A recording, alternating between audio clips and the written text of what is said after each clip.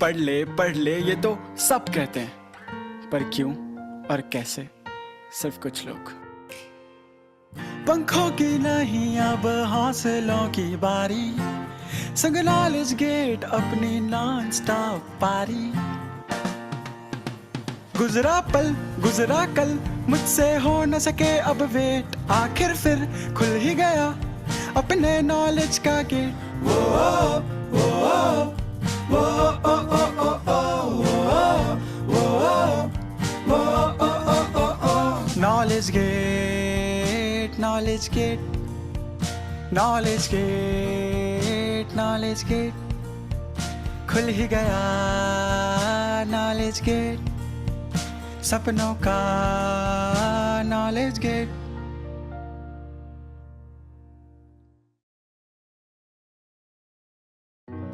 डिग्रियां हाथों में फिर भी ख्वाब प्लेसमेंट के टूटे हैं, पर संग नॉलेज गेट हो तो ये हौसले आसमान को छूते हैं।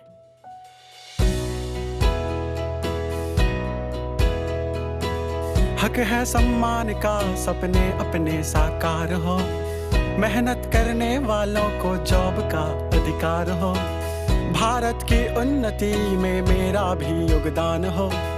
चिंता किस बात की जब हक में अब परिणाम हो, सर ऊंचा होगा फिर अपनों का अपनों का अपनों का। मेरा प्लेसमेंट होगा, मेरा प्लेसमेंट होगा, सबको बराबरी का मौका। मेरा प्लेसमेंट होगा।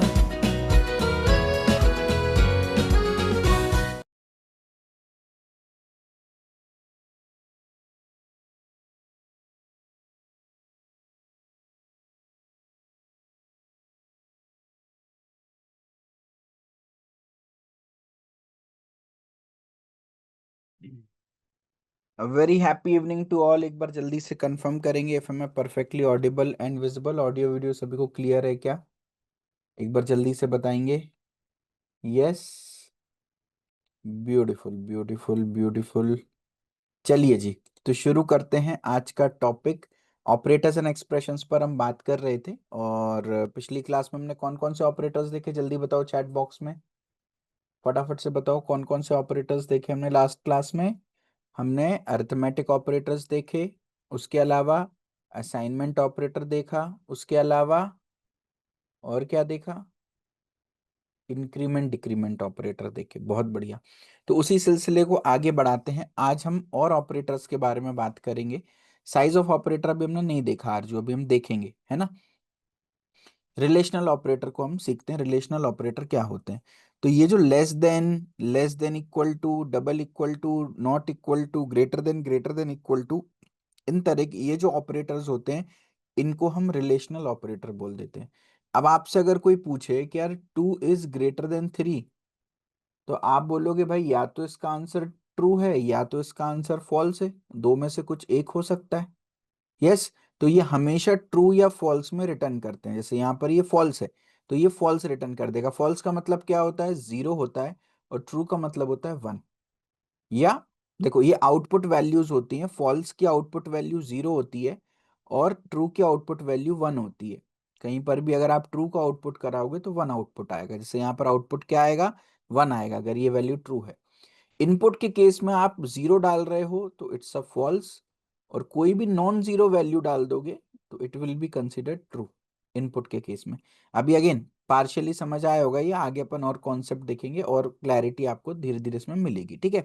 अब यहाँ पर एक प्रोग्राम देखते हैं, क्या दिया है, ए और बी दो इंटीजर्स हैं, आपसे ए और बी की वैल्यू प्रिंट एंटर करा दी, फिर हमने कंडीशन लगाई। अब ये होता है इफ कंडीशनल स्टेटमेंट, इसको हम आगे जाकर के पढ़ेंगे।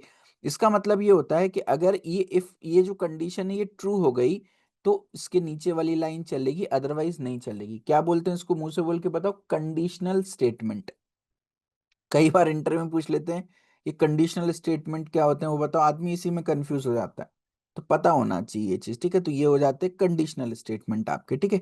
तो अगर ये कंडीशन ट्रू होगी तो ही नीचे वाली लाइन चलेगी, अदरवाइज नहीं चलेगी, सिंपल सी बात है। तो अगर ए लेस देन भी ट्रू हुआ तो क्या प्रिंट हो जाएगा, पहला परसेंटेज डी में ए लगा है, और दूसरे परसेंटेज डी में बी लगाए, तो इसका मतलब ए की जो भी वैल्यू है वो आ जाएगी ए इज लेस देन बी, क्योंकि ये कंडीशन ट्रू है तो प्रिंट हो जाएगा ए इज लेस देन बी। और अगर ये कंडीशन इनकेस फॉल्स होगी तो ये वाली लाइन इग्नोर हो जाएगी, क्योंकि A is less than B is not true. Simple सी बात है। ए इज लेस देन और इक्वल टू, लेस देन और इक्वल टू का मतलब क्या हो गया? फॉर एग्जाम्पल अगर आप ये कंडीशन बोलोगे तो मैं बोलूंगा यार ये कंडीशन फॉल्स है। अगर मैं आपसे पूछूं क्या 3 3 से ग्रेटर है, गलत है। लेकिन क्या 3 ग्रेटर देन और इक्वल टू 3 ये सही है? सही है, क्योंकि इसके अंदर दो चीजें होती हैं, एक तो ग्रेटर देन भी होता है और इक्वल टू भी होता है। दोनों में से कोई भी एक कंडीशन अगर ट्रू हो जाएगी तो बात अपनी बन जाएगी। ये बात समझ में आती है? तो ए लेस देन बी अगर ट्रू है तो भी चलेगा, ए इक्वल टू बी है तो भी चलेगा। दोनों में से कोई भी एक कंडीशन ट्रू हो जाएगी तो ये चल जाएगा। तो मैंने क्या बोला? ए इज लेस देन और इक्वल टू बी। ठीक है। अब ये देखो, A double equal to B. देखो अब इस बात को समझो, अगर मैं a is equals to B लिखता हूं ना, तो b में जो वैल्यू है वो a में स्टोर हो जाएगी। इसको हम बोलते हैं असाइनमेंट ऑपरेटर। तो ये a और b को कंपेयर नहीं करेगा, एक जो वैल्यू है इट्स जस्ट लाइक अगर आप a इक्वल टू 5 लिखते हो तो 5 वैल्यू a में आ जाती है, a 5 के बराबर है, ये कंपेयर नहीं होता। तो ये अगर सिंगल इक्वल टू लगाए तो इसका मतलब वैल्यू असाइन हो रही है, डबल इक्वल टू लगाए इसका मतलब हम कंपेयर कर रहे हैं ए और बी की वैल्यू को, है ना।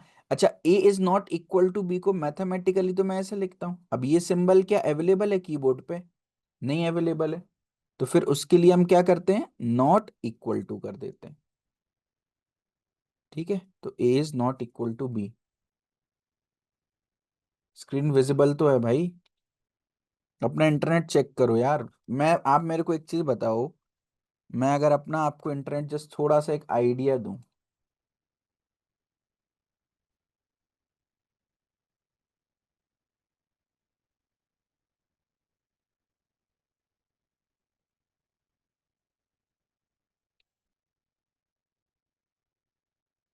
ठीक है, आपके सामने एक्सपेरिमेंट कर रहा हूं कि मेरे नेट में खराबी है या आपके नेट में खराबी है। यहाँ देखो,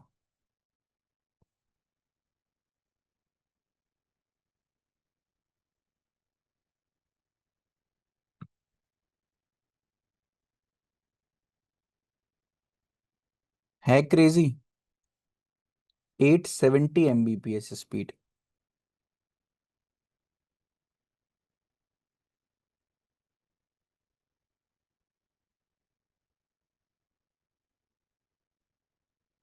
10 12 GB की फाइल तो बेटा ऐसे ही 1 2 मिनट में डाउनलोड होके अलग हो जाती है, है ना। तो पूरा प्रॉपर सेटअप करके चलते हैं, सारी चीजें करके चलते हैं। पूरी एकॉस्टिक फर्म लगी हुई है ऑफिस में, तो सारी चीजों का ध्यान रखते हैं। तो आपको हमारे एंड से तो कोई भी प्रॉब्लम नहीं होगी। अगर आपका इंटरनेट अगर धोखेबाज है तो उसमें हम कुछ नहीं कर सकते यार, है ना। चलो, A is not equal to B, है ना, ये बात हो गई।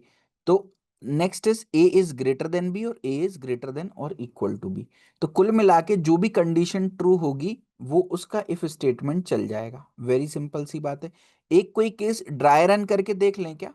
ड्राई रन का मतलब क्या होता है भैया? देखो भैया, ड्राई मंचूरियन तो सुना था भैया, ड्राई रन क्या होता है? जिनके कैमरे ऑफ है ऑन कर लो भाई। मान लेते हैं ए की वैल्यू 2 ले लो, बी की वैल्यू 3 ले लो, लेट सपोज यूजर ने 2 और 3 एंटर किया। तो क्या 2 लेस देन 3 ये कंडीशन ट्रू है? क्या 3 बड़ा है 2 से?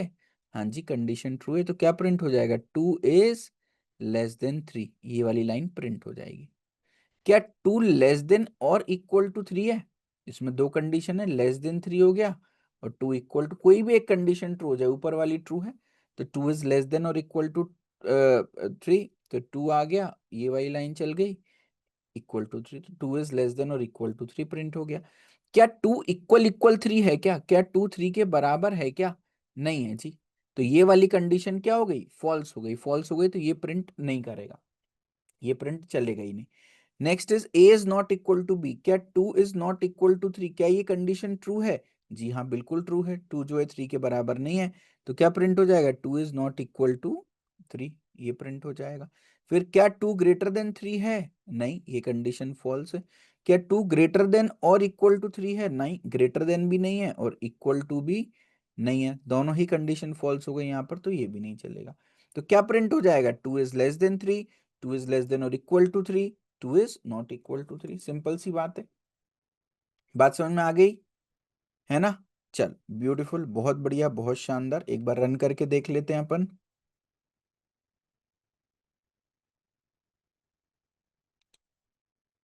Enter values 2 and 3। तो ये देखो क्या क्या आउटपुट आ गया। 2 is less than 3, 2 is less than और equal to 3, 2 is not equal to 3। Dry run मतलब जो अभी हमने किया उसी को ड्राई रन कहते हैं। वैल्यूज रख करके देखना कि प्रोग्राम कैसे कैसे चल रहा होगा। ठीक है, ओके, वेरी गुड। अभी मैं आप लोगों की कोई भी पंकज एक्सेट्रा अदर क्वेरीज नहीं ले रहा हूं। अभी मैं सिर्फ और सिर्फ आज की क्लास रिलेटेड क्वेरी ले रहा हूं, है ना? कल मैंने Q&A सेशन लिया था, आप लोग गेस कर सकते हो कितने बच्चे थे उसमें? 25 से 28 बच्चे थे। तुम लोग अपने आप को ना बहुत सुपर वीआईपी समझते हो। तुम लोग ये समझते हो अरे Q&A अलग से रखा है, कौन आएगा यार, संडे में अपना खराब नहीं करूंगा, मैं तो लाइव क्लास के बीच में डाउट पूछूंगा। तो अगर आप ये एक्सपेक्ट करें, जिस पेस से हम चल रहे हैं वो काफी स्लो है, मैं आपको पहले ही बता देता हूँ, है ना? और इस पेस से अगर हम चलेंगे तो फिर हमारा सिलेबस टाइमली कंप्लीट नहीं हो पाएगा और आपके प्लेसमेंट्स तो टाइमली आ ही रहे, तो भुगतान आपको भुगतना पड़ेगा। ठीक है, तो कोई भी एक्स्ट्रा डाउट कंफ्यूजन है तो प्लीज ट्राई टू अंडरस्टैंड, उसको या तो सेशन के एंड में पूछें, या Q&A सेशन हम क्यों लेते हैं, इसीलिए तो लेते हैं कि आप आकर के बात करें, पूछें, है ना? चलो भाई, ये हो गई बात, आगे बढ़े। रिलेशनल ऑपरेटर क्लियर है? अच्छा भाई, ब्यूटीफुल, ओके, आगे बढ़ते हैं। अगला सवाल देखो, अब यहां तक तो आपको बाकी कोचिंग्स भी सिखा देती हैं, बट अब इसके जो एडवांस कॉन्सेप्ट है वो मेरे अलावा आपको और कोई नहीं पढ़ाएगा। देखो भाई, क्या आउटपुट आएगा इस प्रोग्राम में, बताओ जरा।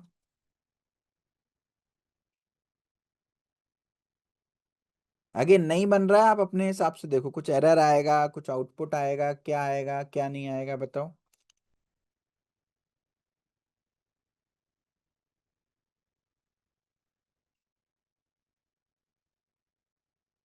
सिंटेक्स एरर आएगा? चलिए ठीक है, 99% बच्चे बोल रहे हैं सिंटेक्स एरर आएगा। और जैसा मैंने बोला, मेरी जिंदगी का एक ही मकसद है, क्या? कि आपको ये एहसास दिलाना कि आपने जहां से भी सी सीखी है वहां आपने पैसे बर्बाद कर दिए। चलिए भाई, इसको रन करके देखते हैं एक बार। ठीक है, तोते हमारे तैयार हो चुके हैं, वेरी गुड, इसको रन करेंगे। एरर तो नहीं आया भाई, कोड बढ़िया चल गया। 2 डाला एंड 3 डाला, तो असाइनमेंट ऑपरेटर 3 करके ऐसा कुछ तो प्रिंट हो गया। ठीक है, अगर मैं लेट सपोज 0 डालूं और 2 डालूं, तो असाइनमेंट ऑपरेटर 2 करके प्रिंट हो गया। अगर मैं 2 डालूं 0 डालूं तो फिर कुछ भी नहीं प्रिंट हो रहा। अभी तक तो कुछ प्रिंट हो रहा था, अब तो कुछ भी नहीं प्रिंट हो रहा। लेकिन मोरल ऑफ द स्टोरी क्या है? एरर तो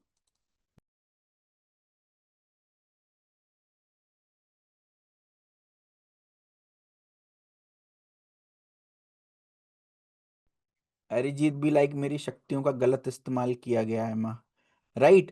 चलो भाई, देखते हैं ये, थोड़ा थोड़ा एहसास होना आप लोगों को शुरू हो रहा होगा, पैसा वापस लेना पड़ेगा जहां से हमने सी लैंग्वेज सीखी है। देखो जरा ध्यान से समझना, यहां तक तो कुछ भी अलग रॉकेट साइंस नहीं है। अब इफ कंडीशन के अंदर हमने क्या बोला कि अगर यहां पर ट्रू है तो इफ कंडीशन चलेगी, और अगर इसके अंदर फॉल्स है तो कंडीशन नहीं चलेगी।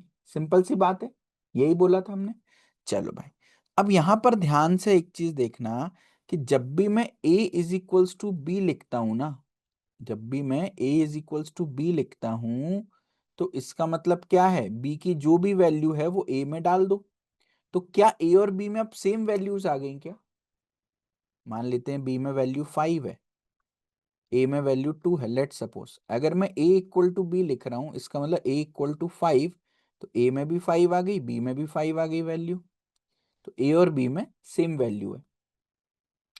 और ये जो सेम वैल्यू है, यही हो जाती है इस ऑपरेटर की रिटर्न वैल्यू। क्या हो जाती है, मुंह से बोलो, इस ऑपरेटर की रिटर्न वैल्यू। तो ये ऑपरेटर क्या रिटर्न करेगा? ये 5 रिटर्न कर देगा, या a या b वॉट एवर, a मान लो या b मान लो, ये रिटर्न कर देगा। अब यहां पर आप ध्यान से समझो, अगर यहां पर कोई वैल्यू मैं ऐसी एंटर कर दूं जो कि नॉन जीरो हो, मान लो 1 एंटर कर दूं, 2 एंटर कर दूं, 3 एंटर कर दूं, 4 एंटर कर दूं, 5 एंटर कर दूं, तो काम चल जाएगा। ट्रू है, ये चल जाएगा भाई। और ए इक्वल टू बी में क्या आ जाएगा, जो भी आपने फाइनल वैल्यू पुट करी है ए और बी की, अब तो सेम हो गई, वो प्रिंट हो जाएगा। लेकिन अगर मैं किसी भी तरह ऐसा कुछ कर दूं कि जीरो वैल्यू आ जाए यहां पर, तो जीरो का मतलब होता है फॉल्स। फॉल्स में क्या हो जाएगा आप बताओ, फॉल्स में ये कंडीशन नहीं चलेगी। ठीक है, अब इधर पे ध्यान से देखना हमने किया क्या था इस कोड में। अगर मैं ए की वैल्यू लेट सपोज 2 रख दूं, बी की वैल्यू 5 रख दूं, तो ए इक्वल टू बी में क्या होगा, ए के अंदर क्या वैल्यू आ जाएगी, 2 हट के 5 आ जाएगी। अब ए में भी 5 है, बी में भी 5 है, तो इफ के अंदर क्या आ गया, 5। 5 का मतलब होता है ट्रू, कोई भी नॉन जीरो वैल्यू ट्रू मानी जाती है। इफ के अंदर 5 आ गया, क्या प्रिंट हो जाएगा, मतलब ट्रू है, 5 मतलब ट्रू, इफ के अंदर ट्रू है तो ये इफ चलेगा, तो क्या प्रिंट हो जाएगा, असाइनमेंट ऑपरेटर प्रिंट हो जाएगा। और फिर ए इक्वल टू बी, मतलब ये कोई इंटीजर वैल्यू एक्सपेक्ट कर रहा है, इसका मतलब तो होता है न्यू लाइन, इसको इग्नोर करो, है ना। और ये एक इंटीजर वैल्यू एक्सपेक्ट कर रहा है जो किसके बराबर है, ए इक्वल टू बी, यानी कि 5 के बराबर है। तो क्या प्रिंट हो जाएगा, असाइनमेंट ऑपरेटर इन 5 प्रिंट हो जाएगा। ठीक है, बात समझ में आ गई। तो यहाँ पर एक बार आप देखो, इसको आप रन पे क्लिक करोगे, ए की वैल्यू 2, बी की वैल्यू 5, तो ये देखो 5 प्रिंट हो गया। समझ गए। लेकिन अगर मैं यहाँ पर एक कहानी में छोटा सा ट्विस्ट कर दूं, क्या कर दूं कि ए की वैल्यू में 2 रहने दूं, बी की वैल्यू 0 रख दूं, तो अब क्या होगा, जब मैं ए इक्वल टू बी कर रहा हूं, तो यानी बी की जो भी वैल्यू है वो ए में रख दो। तो ए में क्या आ गया, 0 आ गया यहाँ पर, तो ए में भी 0 आ गया, बी में भी 0 आ गया, दोनों में 0 आ गए। तो इफ के अंदर यहां पर क्या आ गया, 0। 0 का मतलब फॉल्स, फॉल्स का मतलब नहीं चलेगा। तो इफ के अंदर जो पूरा ब्रैकेट है इफ वाला, ये कोई भी स्टेटमेंट नहीं चलेंगे, ना तो ये चलेगा ना ये चलेगा, क्योंकि कंडीशन हो गई फॉल्स। तो इन दैट केस क्या होगा, प्रोग्राम तो हमारा सही चलेगा बट कुछ भी प्रिंट नहीं होगा, है ना, क्योंकि प्रिंट एफ स्टेटमेंट इफ के अंदर है जो अपना चल ही नहीं रहा है। तो 2,0 में इसलिए मैंने आपको बताया था कि कुछ भी प्रिंट नहीं हुआ, प्रोग्राम तो चल गया, है ना। अब कुछ लोगों को चुल्ला हो रहा है, अगर मैं A double equal to B कर दूं, ये तो बिल्कुल सिंपल सी प्रॉब्लम है। A double equal to B कर दूं तो ये बता देगा भाई ट्रू है या फॉल्स है। A double equal to B यहां भी कर दिया लेट सपोज, क्या होगा बताओ, कहां पे एंड, क्या है ये एंड, इसकी बात कर रहे हो। अरे यार ये मैं नहीं बता पाऊंगा, ये मैं ऑलरेडी बता चुका हूँ, पुराने लेक्चर्स को रिवाइज करो।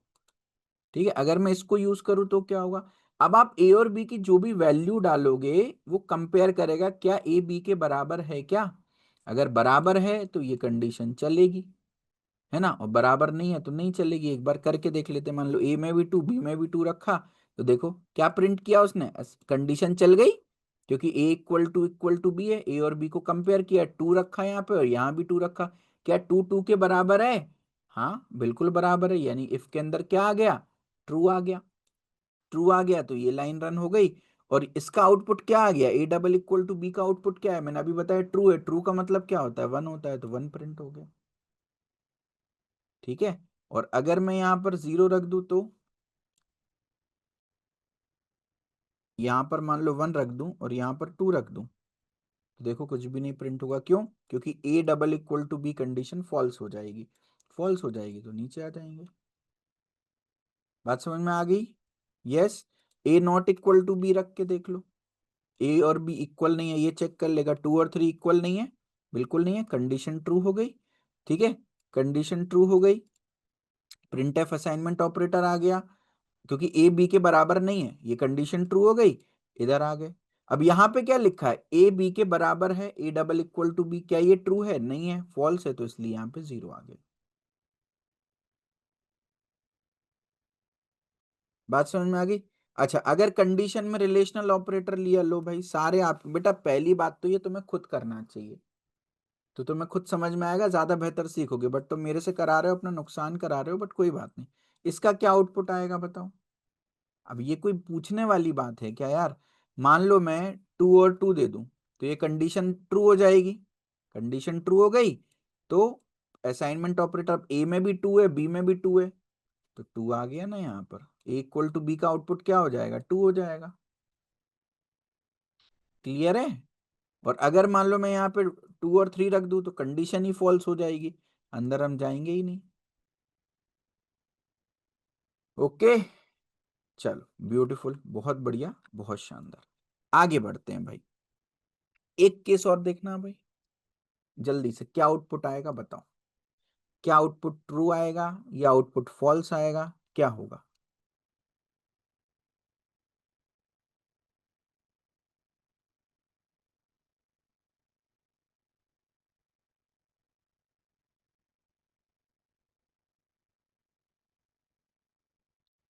भैया ये तो बिल्कुल सिंपल क्वेश्चन हो गया। क्या है? C greater than B greater than A. तो 30 is greater than 20 is greater than 10। तो ये कंडीशन तो बिल्कुल ट्रू होती है, तो इफ के अंदर ट्रू आ गया तो इफ वाली लाइन चल जाएगी। अच्छा, इफ के नीचे होता है बेटा एल्स। तो इफ के अंदर कुछ स्टेटमेंट लिखे होते हैं, फिर लिखा होता है एल्स, फिर लिखे होते हैं कुछ स्टेटमेंट। इसका मतलब क्या? अगर ये कंडीशन ट्रू है तो इनको चला दो, और अगर ये कंडीशन फॉल्स है तो इनको चला दो। दोनों में से कुछ एक चलेंगे, दोनों में से कुछ एक चलेंगे, आइदर ये या ये। तो अगर इफ कंडीशन ट्रू होती है तो इफ चलता है, नहीं तो फिर एल्स चलता है। ठीक है, अब यहां पर आप देखिए भाई, ट्रू जो है that should be the output. कितने लोगों का सही हो गया, जल्दी बताओ। ब्यूटीफुल यार, चलो सीख गए, चलो वेरी गुड, आगे बढ़े। एक बार रन करके देख लेते हैं।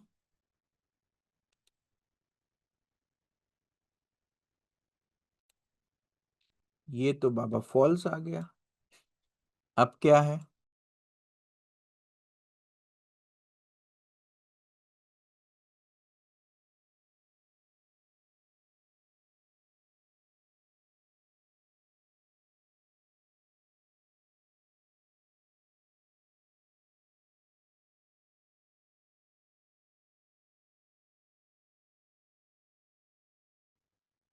देखो, इधर ध्यान से देखना। मैंने आपको कल पिछली क्लास में एक चीज बताई थी और बहुत प्रेम पूर्वक बताई थी कि अगर मैं क्या लिख रहा हूं, 2 + 3 + 4 लिख रहा हूं तो क्या होगा? सबसे पहले 2 + 3 होगा, ये बनेगा 5। फिर 5 + 4 होगा, ये बनेगा 9। ऐसे ही होगा ना? तो यहां पर भी तो यही होगा। अगर मैं C greater than B greater than A कर रहा हूं तो सबसे पहले तो ये कंडीशन चलेगी, इसको चेक किया जाएगा। क्या सी ग्रेटर देन बी है? सी में था 30, ग्रेटर देन बी में था 20। यस, ये कंडीशन ट्रू है। ट्रू का मतलब क्या होता है? 1 होता है, तो ये ट्रू होके 1 हो गया। जैसे ये 2 + 3 होके 5 हो गया ना, ऐसे ये कंडीशन जब चली तो ये ट्रू होके 1 हो गया। 1 is greater than A. 1 is greater than A में क्या वैल्यू है? 10 वैल्यू है। क्या 1 इज ग्रेटर देन 10 है? Condition false. मैंने आपको क्या बताया था? प्रोग्रामिंग और ह्यूमन इंटेलिजेंस में जमीन आसमान का अंतर है। ह्यूमन इंटेलिजेंस क्या बोलेगा यार, ये तो चीज सही है, बट प्रोग्रामिंग में क्या होगा? जैसे जैसे आप उसको इंस्ट्रक्शन दोगे वो भाई वैसे वैसे करेगा। तो 1 is greater than 10 condition false होती है, तो इफ में कंडीशन हो गई फॉल्स तो एल्स चल जाएगा और फॉल्स विल बी प्रिंटेड। बात समझ में आ गई? ठीक है, अब समझ गया सर, जो आंसर आए उसका ऑपोजिट देना है। चलो भाई ब्यूटीफुल, आगे बढ़े। ओके, अगले ऑपरेटर होते हैं आपके लॉजिकल ऑपरेटर, जिनको हम बूलियन ऑपरेटर्स भी बोल देते हैं। अब इस बात को ध्यान से समझना। अब ये लॉजिकल या बूलियन ऑपरेटर्स होते क्या हैं, इसको समझना बहुत जरूरी है। आपने बचपन में एंड गेट पढ़ा था, और gate and not gate. Yes, पढ़ा था। अब एंड गेट की क्या प्रॉपर्टी होती है कि अगर एक इनपुट जीरो है, दूसरा भी इनपुट जीरो है, तो आउटपुट क्या आएगा बताओ? जीरो। एक इनपुट जीरो, एक 1, तो जीरो। 1 0 के केस में भी जीरो, और 1 1 के केस में 1। इट्स लाइक अ सीरीज कि भाई दो बल्ब हैं, एक बल्ब ये है और एक बल्ब ये है, दो बल्ब हैं, एक तार से जुड़े हुए हैं। तो दोनों तार में कहीं पर भी एक जगह कट होगा तो कोई भी बल्ब नहीं जलेगा। बल्ब जलने के लिए दोनों तार जो हैं वो आपके सही होने चाहिए, मतलब दोनों 1 होना चाहिए तो ही रिजल्ट 1 आएगा। एक भी 0 हो गया तो कंडीशन फॉल्स हो जाएगी। बात समझ में आ गई? अच्छा, और गेट जो है वो क्या बोलता है? कि अगर दोनों जीरो हैं तो ही जीरो, अगर कोई एक भी वन हो गया तो ठीक है, आउटपुट वन आ जाएगा। आप लोगों ने देखा होगा किसी का घर ऊपर है, दुकान नीचे है, तो चटकनी ऐसी होती है कि वो नीचे से भी आप चालू बंद कर सकते हो, ऊपर से भी आप चालू बंद कर सकते हो। तो किसी एक जगह से भी करोगे तो चालू हो जाएगी लाइट, दोनों जगह से बंद तो बंद। ठीक है, अब इसको याद कैसे रखते हैं? देखो, इसको याद रखने का ना, और इसको याद रखना भी ऐसे ही है कि अगर दोनों कंडीशन ट्रू होंगी तो ही एंड गेट चलेगा, अदरवाइज नहीं चलेगा। और अगर दोनों कंडीशन फॉल्स होंगी तो और गेट नहीं चलेगा, अदरवाइज चलेगा। क्या? ऐसे याद रखना है, बट इससे भी बेटर एक तरीका है जो आपको प्रोग्रामिंग के टर्म्स में याद रखना है। मैं कुछ लाइन बोलूंगा, आप बताना मैं सही बोल रहा हूं कि गलत बोल रहा हूं। अगर एक भी कंडीशन फॉल्स हो गई तो एंड गेट नहीं चलेगा। बताओ सही बोल रहा हूं या गलत? एक भी कंडीशन फॉल्स हो गई, मान लो ये पहली कंडीशन फॉल्स हो गई, तो क्या दूसरी चेक करने की जरूरत है? अगर पहले ही जीरो हो गया तो दूसरी जीरो हो या वन हो, आउटपुट विल बी वन। अगर पहली कंडीशन ट्रू है तो फिर चेक करना पड़ेगा भाई दूसरी ट्रू है या फॉल्स है, और अगर दोनों कंडीशन वन है तो चलेगा। और गेट की क्या डेफिनेशन है? अगर एक भी कंडीशन वन हो गई तो चल जाएगा, दूसरी चेक करने की जरूरत ही नहीं है। एक कॉन्सेप्ट होता है, अभी हम पढ़ेंगे, जिसको बोलते हैं हम शॉर्ट सर्किट। क्या बोलते हैं? ये शॉर्ट सर्किट क्या होता है, इस बात को समझो। जैसे हम आलसी होते हैं ना, ऐसे कंप्यूटर भी बनाया किसने? हमने ही तो बनाया, ह्यूमन ने। तो कंप्यूटर को भी हमने आलसी बनाया। मतलब अगर एंड गेट है और पहली कंडीशन मेरी जीरो आ गई, तो क्या दूसरी कंडीशन चेक करने की जरूरत है क्या? अगर पहली कंडीशन मेरी जीरो आ गई, नहीं है जरूरत भाई, आउटपुट जीरो ही आएगा, आप देख लो। क्योंकि आप यहाँ जीरो रखोगे तो भी आउटपुट जीरो है, वन रखोगे तो भी आउटपुट जीरो है। तो दूसरी कंडीशन उस केस में चेक करने की जरूरत ही नहीं।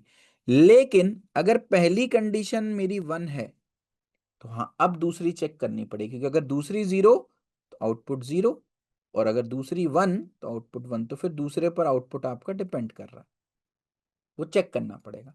अगर मैं और गेट की बात करूं, और गेट की बात करूं, और अगर मेरी पहली कंडीशन वन है, ध्यान से देखना, तो क्या मुझे दूसरी कंडीशन चेक करने की जरूरत है क्या? नहीं भैया, जीरो होगा तो भी आउटपुट वन है, और वन होगा तो भी आउटपुट वन है, चेक करने की जरूरत ही नहीं। हाँ, पहली कंडीशन अगर जीरो है तो चेक करना पड़ेगा। क्यों? क्योंकि अगर ये जीरो हो गया तो आउटपुट जीरो, तो वन हो गया तो आउटपुट वन, तो फिर आउटपुट आपका सेकंड कंडीशन पे डिपेंडेंट है।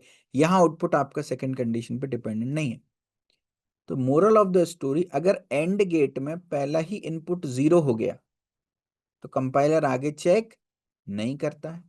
और गेट में अगर पहले ही कंडीशन वन हो गई तो कंपाइलर आगे चेक नहीं करता है। अगर जीरो है तो चेक करेगा, इधर वन है तो चेक करेगा। और नॉट गेट बिल्कुल सिंपल है, जीरो का वन कर देगा, वन का जीरो कर देगा, उल्टा करने का काम है इसका। ठीक है, बात समझ में आ गई? यस और नो? चलो, अब ये एक पीस ऑफ कोड है, इसको समझते हैं कि ये है क्या चीज, है ना।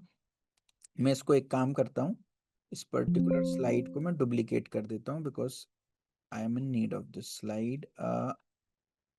सॉरी।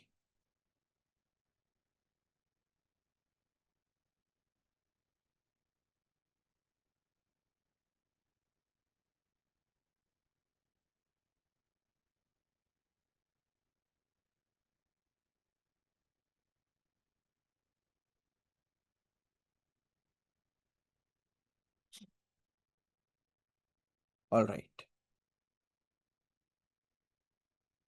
ग्रेट। अब ध्यान से देखना, ए में है 40, बी में है 20, सी में है 20, डी में है 30। अच्छा, ये कोई भी चीज अगर नॉन जीरो है तो इसका मतलब होता है बेटा ट्रू। इसको आप वन के बराबर मान सकते, इट मीन्स ट्रू। क्या A greater than B condition true है? आप बताओ। ए ग्रेटर देन बी यानी 40 ग्रेटर देन 20 कंडीशन ट्रू है क्या? यस, ट्रू है, मतलब वन। अच्छा, अब आप मेरे को बताओ, एंड गेट में अगर पहला इनपुट 1 है तो क्या दूसरा चेक करना पड़ेगा? हाँ, करना पड़ेगा, क्योंकि अगर दूसरा 0 हो गया तो रिजल्ट 0, दूसरा 1 हो गया तो रिजल्ट 1 है, तो भाई बिल्कुल करना पड़ेगा। A not equal to 0, A not equal to 0, A में क्या है 40 है, 40 इज नॉट इक्वल टू 0, क्या कंडीशन ट्रू है? जी हाँ, ट्रू है। तो फिर ये वाली लाइन चल जाएगी, आपको आउटपुट में देखने को मिलेगा and operator both conditions are true. अच्छा, मैं बताना भूल गया, ये सिंबल एंड ऑपरेटर के लिए होता है और ये सिंबल और ऑपरेटर के लिए होता है। ये सिंबल कहाँ पाया जाता है? आप अपने कीबोर्ड में एंटर जो की है ना, उसके ऊपर देखना मिलेगा। सेकंड देखते हैं, क्या सी ग्रेटर देन डी है? सी में 20 है, क्या 20 ग्रेटर देन 30 है? कंडीशन फॉल्स हो गई है तो। अच्छा, लेकिन और गेट है, क्या और गेट में कंडीशन पहली फॉल्स हो जाए, 0 हो जाए, तो क्या इनपुट दूसरे पर डिपेंड करता है? हाँ, बिल्कुल करता है। तो मतलब मुझे सेकंड भी चेक करना पड़ेगा, D is not equal to 20, ये कंडीशन ट्रू है। तो इसका मतलब दोनों में से कोई एक भी ट्रू हो गई तो रिजल्ट ट्रू आ जाता है और गेट में, तो ये कंडीशन चल जाएगी। अब यहां पर देखो, not of this whole thing लगा है, not of this whole thing, तो पहले this whole thing I will solve. This whole thing is what, जो ऊपर लिखा है देखो यही तो है, A greater than B, A is not equal to B. इसका क्या आउटपुट आया था? इसका आउटपुट ट्रू आया था। तो ये क्या लिखा है, इफ नॉट ऑफ ट्रू यानी if not of one. Not of one क्या होता है? 0, इफ के अंदर 0 यानी फॉल्स, तो ये कंडीशन नहीं चलेगी, इफ नहीं चलेगा तो एल्स चल जाएगा। तो क्या प्रिंट होगा? And operator both conditions are true print हो जाएगा, और operator only one condition is true print हो जाएगा, not operator both conditions are true but status is inverted, ये प्रिंट हो जाएगा, है ना? तो इस बात को, ऐसे कोड आते हैं एग्जाम में, बिल्कुल आते हैं भाई। रन पर क्लिक करेंगे तो ये देखो, and operator both conditions are true, और operator both only one condition is true, not operator both conditions are true but status is inverted. बात समझ में आ गई? अगर मैं यहां से ये नॉट हटा देता, कौन सा नॉट हटा देता? ये वाला, तो क्या होता बताओ आउटपुट? तो ये भी ट्रू हो जाता है, इफ के अंदर ट्रू हो जाता तो फिर ये लाइन नहीं चलती, ये लाइन चल जाती, not operator both conditions are true हो जाता। ये देखो, not operator both conditions are true. बात समझ में आ गई? यस। चलो, ब्यूटीफुल। अब यहां तक कोचिंग इंडस्ट्रीज पढ़ाती है। अब क्या नहीं पढ़ाती? वो ये नहीं पढ़ाती। एक बार सॉल्व करके बताना क्या आंसर आएगा आपके अकॉर्डिंग। अच्छा, ये भी पढ़ाती हैं, इसका अगला नहीं पढ़ाती, सॉरी। बताओ क्या आउटपुट आएगा? ये तो बिल्कुल सिंपल बेसिक सा सवाल हो गया।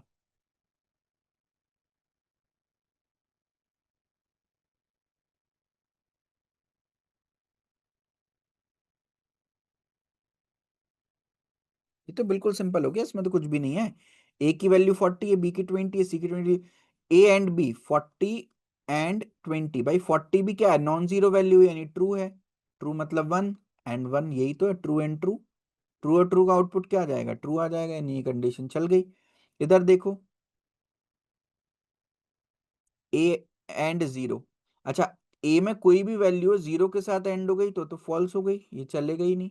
इधर देखो, ए नॉट 0, ए में क्या है? ट्रू है, तो भाई ट्रू मतलब 1, 1 का 0 के साथ नॉट क्या होता है, और क्या होता है, सॉरी 1 होता है, तो ये वाली कंडीशन चल जाएगी। तो ये एंड वाला प्रिंट हो जाएगा, ए एंड बी, और ए और 0 वाला प्रिंट हो जाएगा। देखते हैं जरा, ये देखो, ए एंड बी प्रिंट हो गया, ए और 0, ये वाला प्रिंट नहीं हुआ बीच वाला, क्योंकि ये कंडीशन फॉल्स थी। यस। अगर मैं यहाँ पे 1 लगा दूं तो ये कंडीशन भी ट्रू हो जाएगी। क्यों? क्योंकि भाई ए तो ऑलरेडी 1 है, मतलब ट्रू है, ये भी ट्रू है, तो अब देखो ये तीनों कंडीशंस ट्रू हो गई, तो ये वाला भी प्रिंट एफ प्रिंट हो गया बीच वाला। यस। चलो भाई, अगला सवाल देखते हैं। आ हा, चुम्मेश्वरी क्वेश्चन। चलो भाई, मैं अपने तोते रेडी करता हूँ, तुम लोग गलत आंसर देने के लिए तैयार हो जाओ।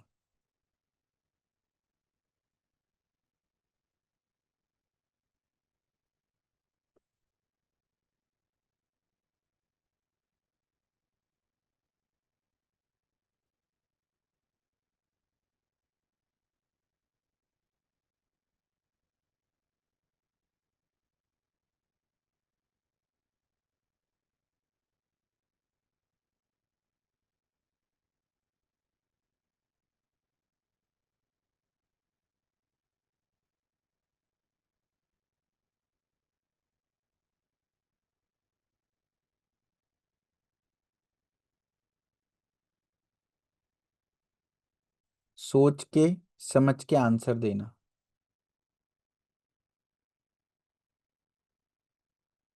बेटा 3 प्रिंट एफ हैं, एक में ए की वैल्यू प्रिंट कर रहे हैं, एक में बी की कर रहे हैं, और एक में सी और डी की वैल्यू प्रिंट कर रहे हैं।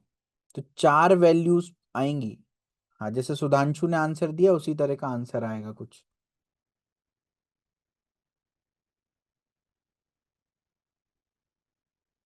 2222 एक आंसर आया भाई, 2222। एक आंसर आया 4222। ठीक है। एक आया 4242। ठीक है। एक आया है 4444। ठीक है। 0022। ठीक है।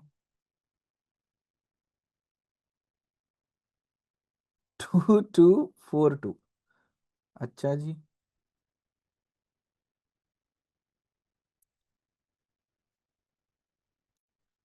चलिए एक बार रन करके देख लें क्या।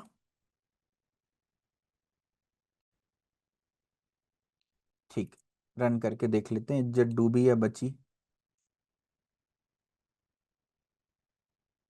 Answer is 4222। पहले वाले का आंसर है 4, बाकी सब हैं 2।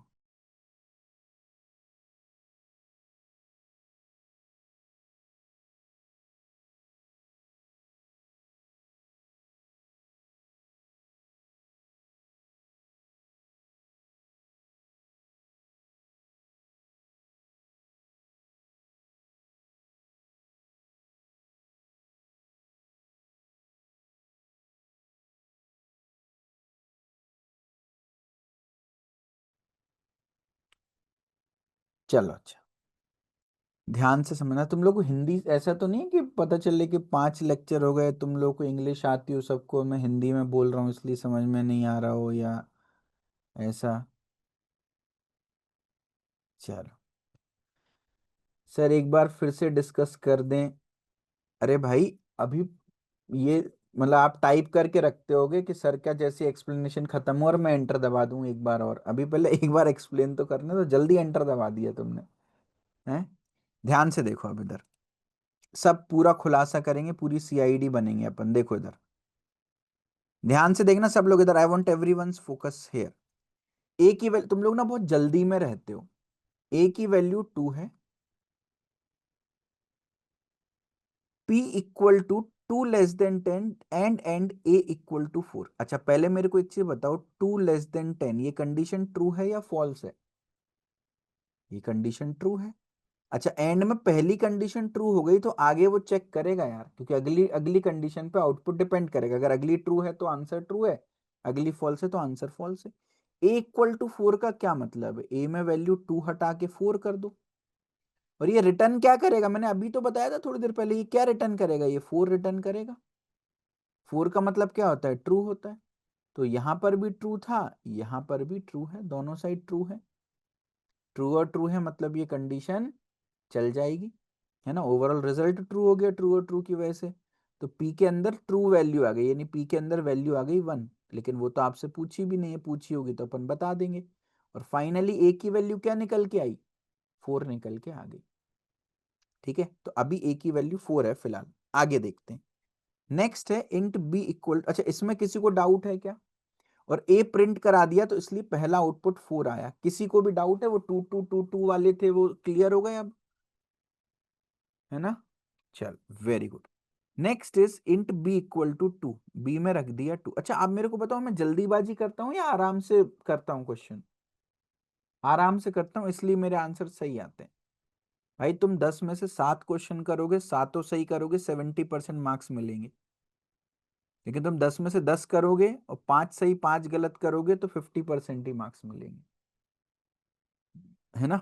अब यहां पर देखो, 2 <10, क्या ये कंडीशन ट्रू है? क्या 2 10 से बड़ा होता है? नहीं है जी, फॉल्स है। और शॉर्ट सर्किटिंग क्या बोलती है कि एंड गेट में, सर एग्जाम में तो जल्दी करना पड़ेगा तो इसका मतलब अभी गलत कर दें। भाई अभी सीख रहे हो, थोड़ा सबर तो करो। ये वाली कंडीशन फॉल्स हो गई, 2 > 10, क्या अगली कंडीशन चेक करेगा वो? अगली कंडीशन ट्रू हो या फॉल्स हो, मेरा आंसर तो फॉल्स ही आने वाला है, क्योंकि 0 and 1 is also 0, 0 and 0 is also 0। तो वो अगली कंडीशन चेक ही नहीं करेगा बड़े भाई, तो ये लाइन कभी एग्जीक्यूट ही नहीं हुई। b = 4 लाइन कभी एग्जीक्यूट ही नहीं हुई, इसलिए जब तुमने b की वैल्यू प्रिंट करी तो 2 प्रिंट हुई। बात समझ में आई है? यस, बहुत बढ़िया यार। अच्छा, ये वाली जो कंडीशन है अब ये हो गई फॉल्स, क्योंकि पहले ही 0 आ गया, तो अब p में वैल्यू अपडेट होके 0 हो गई। हालांकि पूछा नहीं है p, बट अपन बता देते हैं क्या है वैल्यू। अच्छा, अब नेक्स्ट आ जाए, c में 2 है, d में 2 है, क्या सेम कंडीशन यहां भी है? 2 > भाई ये फॉल्स हो गई ना। जैसी एक कंडीशन फॉल्स हो गई, आगे कुछ भी ले लो, कितने भी एंड गेट ले लो, मैं कह रहा हूं तुम 10 एंड गेट लगा लो यहां पे, रिजल्ट फॉल्स ही होगा। पता क्यों? क्योंकि यहाँ पे 0 हो या 1 हो, इसका आंसर 0 हो गया। 0 and something is 0, 0 and something is 0, 0 and something is 0, 0 and something is 0, 0 हो गया। एंड का मतलब होता है मल्टीप्लाई, अगर एक नंबर 0 हो गया, अब तुम कुछ भी लगा लो यहाँ पे, आंसर तुम्हारा 0 ही बनेगा मल्टीप्लीकेशन में, तो आगे वो चेक करेगा ही नहीं कुछ भी। तो फिर c की वैल्यू भी 2 ही रह गई और d की वैल्यू भी 2 ही रह गई, और p में इवेंचुअली क्या आ गया? 0 ही आ गया। तो इसलिए आपका आंसर 4222 आ रहा था। अगर हम फॉर एग्जाम्पल p को भी प्रिंट कराएं, लेट सपोज अगर मैं यहाँ पर एक अलग से लाइन लिखूं जहां पर मैं p की वैल्यू प्रिंट कराऊं, तो एक बार देख लेते हैं भाई क्या आउटपुट आएगा। p = %d and comma p। ठीक है, यहाँ पर इसको बंद करना पड़ेगा, रन पे क्लिक करेंगे तो ये देखो p की वैल्यू 0 आ गई कि नहीं आ गई? यस, क्लियर है। तो पहला कंडीशन अगर फॉल्स हो गई तो आगे अच्छा, इसमें एक छोटी सी उंगली करूं, उंगली करूं? नहीं, मैं दोबारा रिपीट नहीं करूंगा, आई एम वेरी सॉरी। मैंने बहुत प्यार से समझाया ये क्वेश्चन। अगर मैं इसको ऐसे कर देता तो क्या आउटपुट आता बताओ?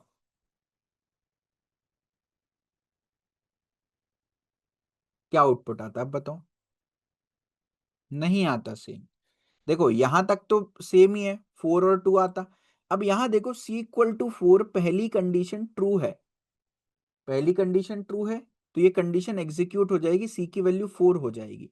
जब तक ट्रू है एंड में आगे बढ़ते जाओ, जैसे ही फॉल्स आ जाएगा रुक जाओ, ये फॉल्स आ गया रुक गए, अगली कंडीशन अब नहीं, क्योंकि एक फॉल्स मिल गया ना, तो सी में वैल्यू 4 आ जाएगी, ये देखो, बट डी में वैल्यू 2 ही रह जाएगी। यस, क्लैरिटी, कोई डाउट कंफ्यूजन किसी को भी नहीं होगा? वेरी गुड, समझ में आ गया। किसी को कोई डाउट बचता है तो वो अगले क्वेश्चन में क्लियर हो जाएगा। सेम टू सेम क्वेश्चन है, जहां जहां भी एंड लगा था वहां वहां, और मजा आया ये क्वेश्चन करके? मजा आया? यही तो प्रोग्रामिंग है भाई, मजेदार है। अब भाई बिल्कुल मैं नहीं चाह रहा कि तुम जल्दीबाजी करो, बहुत आराम आराम से क्वेश्चन सॉल्व करो। और गेट की क्या कंडीशन होती है कि अगर जैसे ही, जैसे अभी 0 दिखने पे रुक रहे थे, आप 0 दिखने पे मत रुको, आप 1 दिख जाए तो रुक जाओ, 1 दिख जाए तो रुक जाओ, ट्रू दिख जाए तो रुक जाओ, कुल मिला के ये बात है।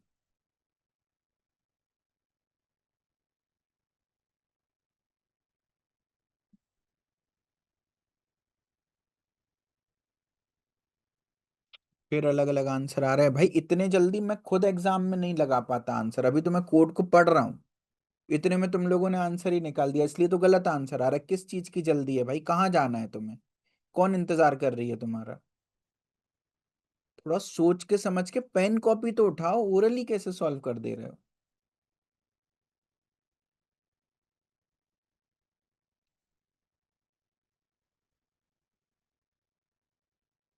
रन करके दिखाता हूँ, पता चल जाएगा कितने लोगों का सही है answer.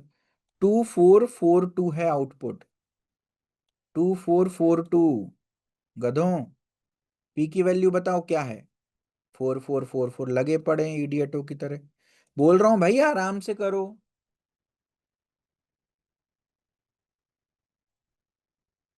2442 is the answer.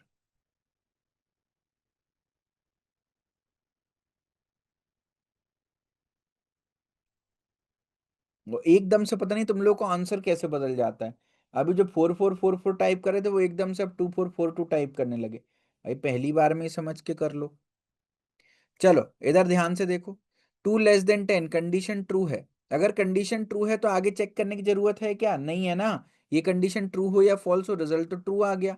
P में आ गया 1, तो ये कंडीशन चेक नहीं करेगा। ठीक है। तो ए में अभी 2 ही रह गया, तो 2 प्रिंट हो गया यहाँ पे। बी की वैल्यू देखो तो ये कंडीशन क्या है? फॉल्स है। फॉल्स है तो आगे चेक करेगा। बी में 4 आ गया, तो यानी 4 मतलब कंडीशन ट्रू होती है, तो पी में आ गया 1। ठीक है, और बी में 4 प्रिंट हो गया। सी में 2 है, डी में 2 है, ये वाली कंडीशन फॉल्स है। फॉल्स है तो आगे बढ़ेगा। आगे जैसे ही बढ़ा उसको देखा ट्रू, ट्रू दिखा वो रुक गया। आगे नहीं चेक करेगा, क्योंकि एक ट्रू आ गया तो समझो सब ट्रू हो गए। और मैं यही तो हमने अभी सीखा, एक ट्रू आ गया तो सब ट्रू हो गए। तो सी में 4 आ गया, डी को उसने चेक ही नहीं किया इसलिए डी में 2 ही रह गया। तो 2442, और एक ट्रू तो मतलब कंडीशन ट्रू, यानी पी में 1 रह गया। तो अगर पी प्रिंट कराओगे तो 1 प्रिंट हो जाएगा। अच्छा, जल्दीबाजी में गलत कर दिया, एग्जाम में भी ऐसे ही गलत करना, है ना। मम्मी रोटियां जल्दी जल्दी बनाती हैं, आहिस्ता आहिस्ता बनाती हैं। जिस दिन जल्दी बनती समझ जाते हो ना कच्चा है खाना। तो सब्र से करो, आराम से करो, किस चीज की जल्दी है भाई? बाकी लोग जल्दी टाइप कर रहे हैं, लेट देम बी ना। क्या वो सही टाइप कर रहे हैं? नहीं, गलत कर रहे हैं। तो जल्दी जल्दी मत करो, आराम आराम से करो भाई। ठीक है। चलो, अगला ऑपरेटर जो हम पढ़ने वाले हैं, हमने रिलेशनल ऑपरेटर पढ़े, हमने लॉजिकल ऑपरेटर पढ़े जिनको बुलियन ऑपरेटर भी बोला जाता है। Next operator is our comma operator. अब ये कॉमा ऑपरेटर क्या होते हैं देखिए। एक पीस ऑफ कोड है जहां पर ए वैल्यू है, बी वैल्यू है, सी वैल्यू है, रिजल्ट वैल्यू है। कॉमा ऑपरेटर क्या बोलता है? कॉमा ऑपरेटर इज लाइक स्वयंवर, कि भाई मैं देखूंगा सबको, पसंद आखिरी वाली को करूंगा। क्या? देखूंगा सबको, पसंद आखिरी वाली को करूंगा। इसका मतलब क्या है? जब ये लाइन है ना, इसका क्या मतलब है? ये कॉमा ऑपरेटर है। देखो, एक कॉमा लगा है, दूसरा लगा है, तीसरा लगा है, ये कॉमा ऑपरेटर कहलाते हैं। इसका मतलब क्या हो गया? मैं लाइन सारी एग्जीक्यूट करूंगा। ए में वैल्यू 8 रखा जाएगी, बी में वैल्यू 7 रखा जाएगी, सी में वैल्यू 9 रखा जाएगी। बट आर ई एस में कौन सी वैल्यू रखाएगी भाई? क्या 8 रखाएगी, क्या 7 रखाएगी, क्या 9? नहीं, आखिरी वाली वैल्यू रखाएगी, ए प्लस बी प्लस सी। तो आर ई एस में कौन सी वैल्यू रखाएगी? 24। इन तीनों का ऐड कर दो, 8 + 7 + 9। तो आउटपुट में आर ई एस प्रिंट करा रहे तो क्या प्रिंट हो जाएगा? 24 प्रिंट हो जाएगा। बस इतना ही था कॉमा ऑपरेटर में, और तो कुछ पढ़ना नहीं था। इसको आप रन पे क्लिक करोगे तो आउटपुट 24। अच्छा, उंगली जरूरी है करना, करेंगे ही वो तो अपन। अगर ये हटा दूं, अब आर ई एस में क्या आएगा? प्रिंट एरर तो नहीं देगा? नहीं देगा। वो ए में वैल्यू 8 रख देगा, बी में वैल्यू 7 रख देगा, सी में वैल्यू 9 रख देगा, और आखिरी वाला जो वैल्यू है वो प्रिंट करता है। तो आर ई एस में क्या आ गया? 9 आ गया। देखो भाई, 9। सिंपल। अच्छा, अगर मैं ये दोनों ही गायब कर दूं तो अब क्या होगा? 8। आखिरी वैल्यू यही है, अब जो है यही है, अब तो क्या है आखिरी? यस। समझ में आ गया कॉमा ऑपरेटर क्या होता है? कितने लोगों को नहीं पता थी ये बात? चलो ब्यूटीफुल, एक ऑपरेटर तो है जो कम से कम सिंपल है। एक बहुत प्यारा सा क्वेश्चन पूछा जाता है इंटरव्यू में। आपको दो वेरिएबल्स की वैल्यू को इंटरचेंज करना है। मान लो ए में मैंने 5 रखा और बी में मैंने 10 रखा, तो ये इंटरचेंज हो जाए, ए में वैल्यू 10 आ जाए, बी में वैल्यू 5 आ जाए। इसका कोड लिखना चाहोगे? जिनको पहले से आता है कोड लिखना। ए में 5 है, बी में 10 है, स्वैप हो जाए, ए में 10 आ जाए, बी में 5 आ जाए। अच्छा, पाइथन में रेडीमेड फंक्शन होता है।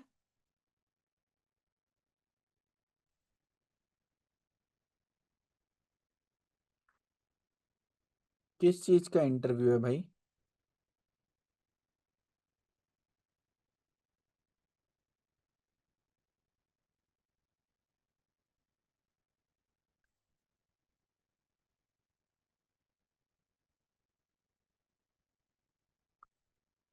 हाँ, तो ए और बी में वैल्यू जो है वो स्वैप हो जाए, कैसे करेंगे?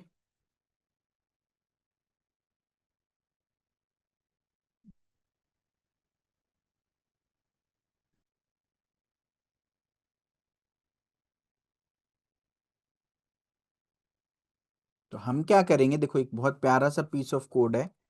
हम इसको कुछ इस प्रकार से करेंगे, देखो अगर मैं इसको स्प्लिट करूं तो मैंने लिखा है temp equal to A equal to B equal to temp, इस तरीके से करेंगे।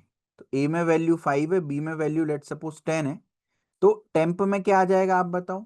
टेम्प में आ जाएगा 5 मेरा, है ना। मैंने ये 5 टेम्परली स्टोर करा दिया कहीं और बी की जो वैल्यू है वो ए में ट्रांसफर कर दी। अब ए में क्या आ गया? 10 आ गया। बी में वैल्यू 10 थी तो अब ए में आ गई वैल्यू 10, है ना। और जो टेम्प में वैल्यू थी, जो पुरानी ए की वैल्यू थी, वो आ गई बी में, तो बी में आ गई टेम्प की वैल्यू यानी 5। तो देखो ए में 10, बी में 5 आ गई। तो पहले ए और बी प्रिंट कराया मैंने नॉर्मल, फिर स्वैप करने के बाद ए और बी प्रिंट करा दिए, ठीक है।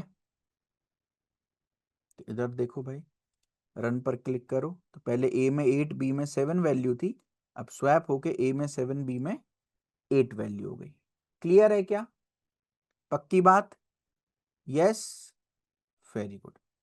बिना थर्ड वेरिएबल का यूज करे कैसे कर सकते हो वो अभी मैं आपको आगे बताऊंगा, चिंता मत करो। उसके लिए अभी थोड़े से कुछ कॉन्सेप्ट्स पढ़ने बाकी हैं जो अपन पढ़ेंगे, ठीक है जी। ओके, वेरी गुड, बहुत बढ़िया। अब नेक्स्ट है हमारा कंडीशनल टर्नरी ऑपरेटर, जिसको पढ़ाने में लगभग लगभग आधे घंटे का टाइम लगेगा पूरा। तो हम क्या करेंगे, इसको नेक्स्ट क्लास में डील करते हैं, ठीक है। तो आज के लिए फिलहाल इतना ही। आज हमने कॉमा ऑपरेटर पढ़ा, लॉजिकल ऑपरेटर पढ़ा और रिलेशनल ऑपरेटर पढ़ा, तो इनको आप अच्छे से रिवाइज करिएगा, बहुत इंपॉर्टेंट है ये। ओके जी, चलिए। तो फिलहाल जल्दी से मैं 1 मिनट के लिए चैट बॉक्स दोबारा से पॉज कर देता हूँ। Okay, just a minute.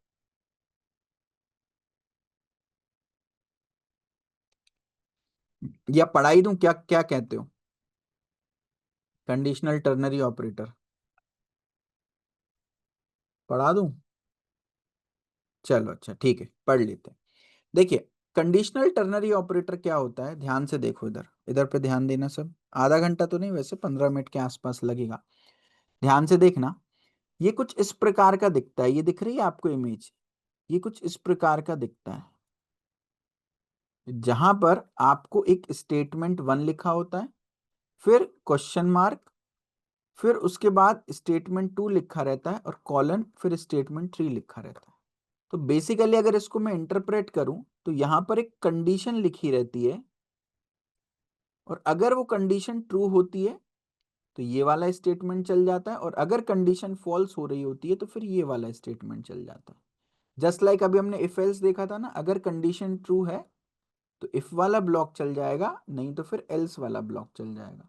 उसी को अगर एक लाइन में लिखना है तो कंडीशन यहां लिख दो, अगर वो कंडीशन ट्रू है तो जो ट्रू में यहाँ स्टेटमेंट लिखोगे क्वेश्चन मार्क के बाद वो चल जाएगा, नहीं तो फिर कॉलन के बाद जो स्टेटमेंट लिखोगे वो चल जाएगा, ठीक है। अब यहां पर एक एग्जाम्पल के साथ समझते हैं। जैसे फॉर एग्जाम्पल आपको एक कोड दिया कि यार दो में से मैक्सिमम नंबर जो है वो आप आउटपुट करो। यूजर ने दो नंबर्स प्रिंट किए हैं, दो नंबर्स डाले हैं एक्स और वाई, है ना। आपको मैक्सिमम निकालना है, उन दोनों में से मैक्सिमम नंबर कौन सा है, ठीक है।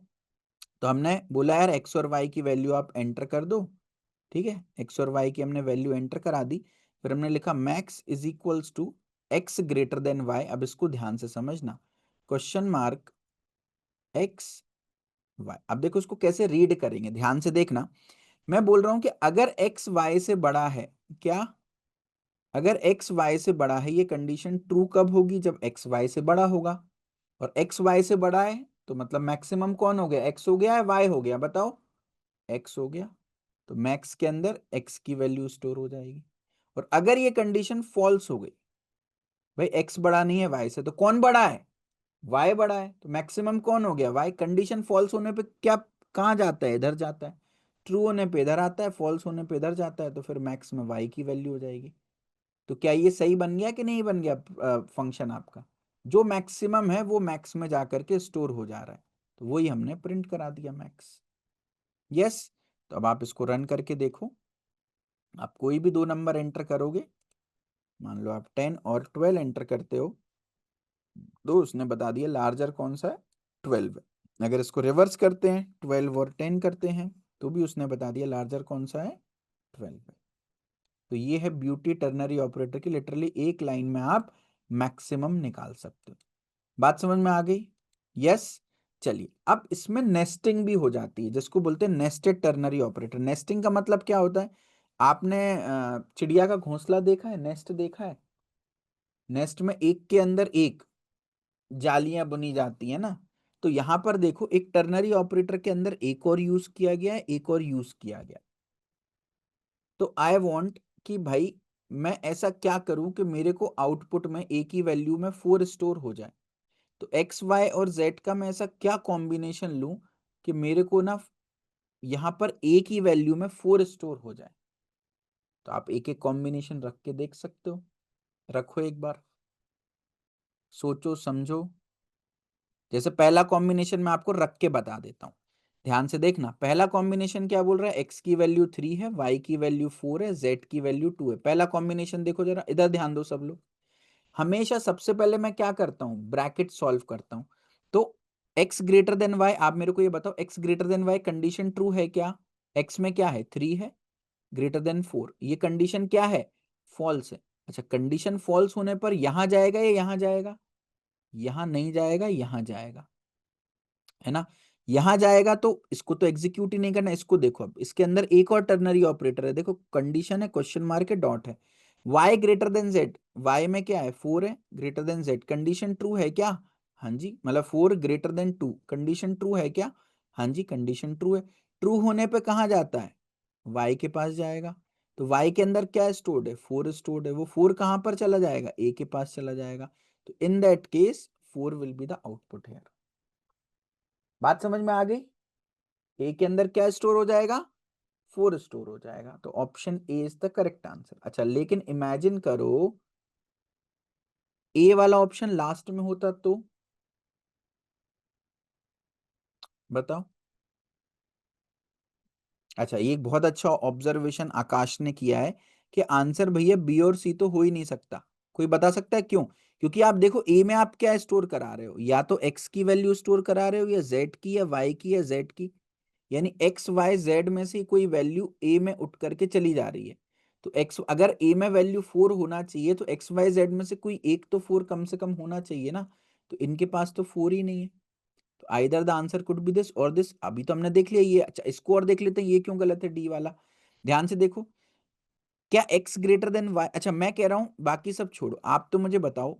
इसमें आउटपुट 4 आ गया, यहां पर इन तीनों केस में ए की वैल्यू निकाल के बता दो, ए में क्या आ रहा होगा। इन तीनों में ए में क्या आ रहा होगा, आप तो ये बता दो, और बेटर समझ जाओगे।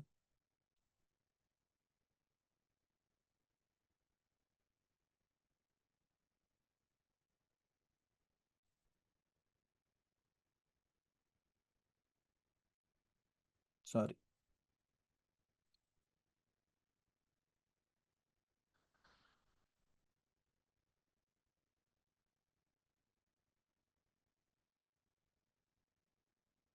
देखो, सेकंड वाला मैं करके बता रहा हूँ, थर्ड फोर्थ फिफ्थ आप करना, ठीक है।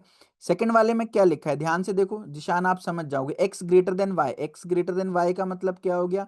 क्या 6 5 से बड़ा है? हाँ जी भैया, बड़ा है, कंडीशन ट्रू है। तो ट्रू के केस में इस पे जाते हैं, फॉल्स के केस में इस पे जाते हैं। तो इस पे जाएंगे नहीं, इस पे जाएंगे, क्योंकि ट्रू है कंडीशन। अब कंडीशन ट्रू है तो क्या चेक करेंगे? X greater than Z check करेंगे।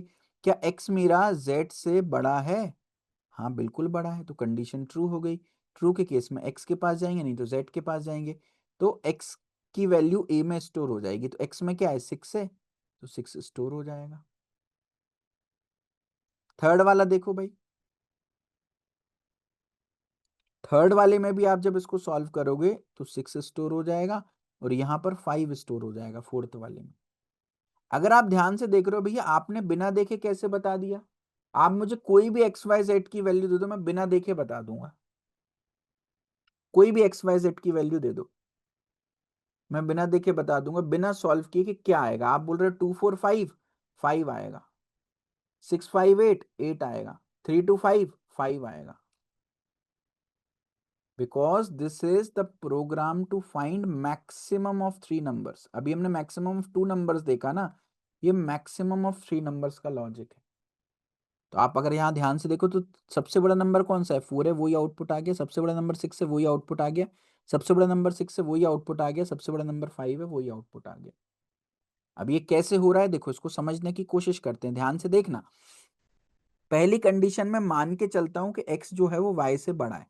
ध्यान से देखना, पहले मैं इसको ट्रू मान के चल रहा हूं कि x जो है वो मेरा y से बड़ा है। ये कंडीशन ट्रू है तो इधर आ गए।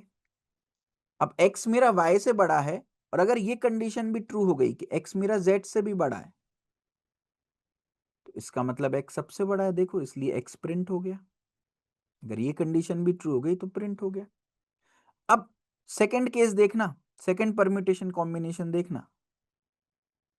x ग्रेटर देन y तो हमने ट्रू माना, जिसकी वजह से हम इधर आ गए। फिर हमने चेक किया x ग्रेटर देन z, मान लो ये फॉल्स है। फॉल्स कब होगा, जब z बड़ा होगा x से। z बड़ा है x से, x बड़ा है y से, सबसे बड़ा कौन हो गया, z हो गया। फॉल्स के केस में कहां जाएगा, z के पास ही तो जाएगा। आ गया मजा, है ना। तीसरा देख लो भाई, ये दूसरा केस हो गया। अब तीसरा केस में x ग्रेटर देन y को मैं फॉल्स मान रहा हूं, अभी तो मैंने ट्रू माना था, अब मैं फॉल्स मान रहा हूं, मतलब y बड़ा है x से। फॉल्स तभी तो होगा जब y बड़ा हो x से। फॉल्स है तो इस पे जाएंगे नहीं, इस पे जाएंगे, इसको चेक करेंगे। मान लो ये ट्रू है, मतलब y बड़ा है z से। अब y x से भी बड़ा है, z से भी बड़ा है, तो क्या प्रिंट होना चाहिए, y होना चाहिए। और ये ट्रू है तो क्या प्रिंट हो रहा है, देखो y ही तो प्रिंट हो रहा है। यस और नो। लास्ट देखो केस, लास्ट देखो केस। मैं इसको ट्रू फॉल्स मान रहा था, तो y ग्रेटर देन x तो ट्रू है ना। फॉल्स मान रहा था, अब इसको भी फॉल्स माना, तो यहां तो इग्नोर किया, इस पे गए। y ग्रेटर देन z को फॉल्स मान लिया, y बड़ा नहीं है, मतलब मैं कह रहा हूं z बड़ा है। तो सबसे बड़ा कौन हो गया, z हो गया। तो क्या प्रिंट होता है फॉल्स के केस में, z प्रिंट होता है। तो हर बार मैक्सिमम हो रहा है कि नहीं हो रहा है। अच्छा, लास्ट वाले में एक चुल्ला हो रहा है कि भैया ये दोनों सेम है तो क्या होगा। अरे तो उससे क्या फर्क पड़ता है, देखो ध्यान से, इसको रन करके देख लो, आइट्रेट करके देख लो। 5 is greater then 4, x greater than y, 5 is, क्या कंडीशन ट्रू है, हाँ ट्रू है, तो इसको इग्नोर करो, इधर आ गए। फिर 5 इज ग्रेटर देन 5, ये कंडीशन ट्रू है या फॉल्स है, फॉल्स है, तो z पर आ गए हम, 5 हो गया। बात समझ में आ गई। एनीवेज 5 ही तो आउटपुट चाहिए था, आ गया 5। ट्रू भी होता तो भी x ही तो आता, x और z दोनों में ही 5 है, कुछ भी प्रिंट हो 5 ही प्रिंट होगा। यस, बात समझ में आ गई, पक्की बात। बस यही पढ़ना था अपन को कंडीशनल ऑपरेटर में। आप लोगों ने तो बढ़िया किया, 10 मिनट में अपन ने खत्म कर दिया ये। ठीक है, चलो वेरी गुड। आगे बढ़ते हैं। Let me give you the homework. Chat box disable कर रहा हूँ, अटेंडेंस देता हूँ, होमवर्क देता हूँ। ठीक है, just give me a minute.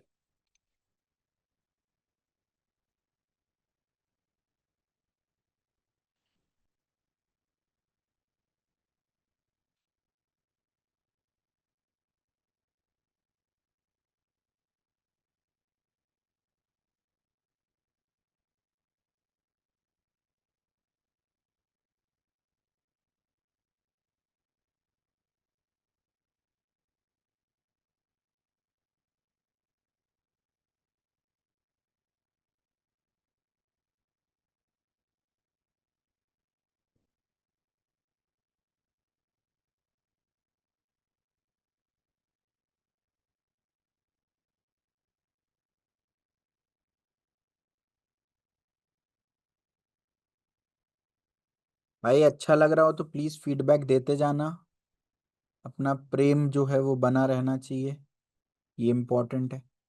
Yes, चलो भाई अटेंडेंस मार्क करो, और मीनवाइल मैं आप लोगों के साथ होमवर्क शेयर करता हूँ।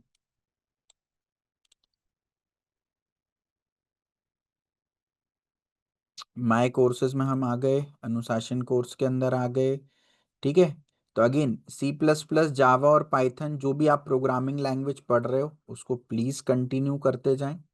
ठीक है, और इस संडे को मेगा टेस्ट हुआ था, आप लोग व्हाट्सएप ग्रुप में एक्टिव नहीं रहते हो, ये आपकी प्रॉब्लम है, हमेशा स्ट्रगल करोगे। उस व्हाट्सएप ग्रुप को पिन करके रखो ताकि नोटिफिकेशंस आते रहें। फिर भी मिस हो गया है, कोई बात नहीं, आप ये प्लेसमेंट लाइव क्लास वाले फोल्डर में आना, ठीक है। यहाँ पर आपको 1 मिनट,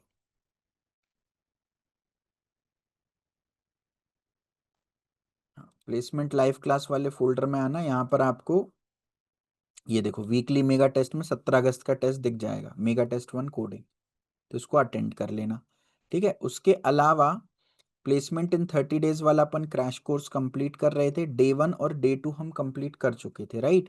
तो अगला होमवर्क विल बी डे 3 के 2 lessons, 11 algebra and simplification 1 hour 29 minute and permutation and combination. ये 2 वीडियोस देखनी है, कौन कौन सी?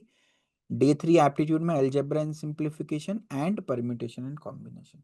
So this will be your homework for the day. और जिन्होंने नया ज्वाइन किया है अभी रिसेंटली, वो प्लीज़ पुरानी क्लासेस जो है वो कंप्लीट करें, ताकि आपको आने वाली क्लासेस में कोई भी दिक्कत ना हो। कैसे कंप्लीट करें? ये प्लेसमेंट लाइव क्लास वाला कोर्स है, बस इस पर आप क्लिक करेंगे तो आपको ये देखो पिछली सारी लाइव क्लास की रिकॉर्डिंग्स यहाँ पर 12 अगस्त, 13 अगस्त, 14 अगस्त, 15 अगस्त, 16 अगस्त सारी क्लासेस जो है वो देखने को मिल जाएंगी, जो भी अभी तक लगी हुई है, ठीक है। और 16 अगस्त के नोट्स ऑलरेडी अपलोडेड हैं, आप देख लो यहाँ पर, ठीक है। चलिए जी। और कुछ भी कोर्स में डाउट आ रहा है, कहीं भी कुछ भी है, तो प्लीज़ ये न्यू बैच का ओरिएंटेशन ज़रूर देखें। और शेड्यूल में कई बच्चों को कन्फ्यूजन है, तो लाइव क्लास शेड्यूल में जाएंगे, आपको बेटा पूरा अपडेटेड शेड्यूल यहाँ पर देखने को मिलेगा। ये देखो पूरा अपडेटेड शेड्यूल यहाँ पर देखने को मिलेगा, तो उसको देख लीजिएगा, है ना। चलिए, okay, let me open the chat box if you have anything to ask. 5 minute 10 minute में हूँ, जो भी पूछना है आप लोग पूछ लीजिए। Just a minute.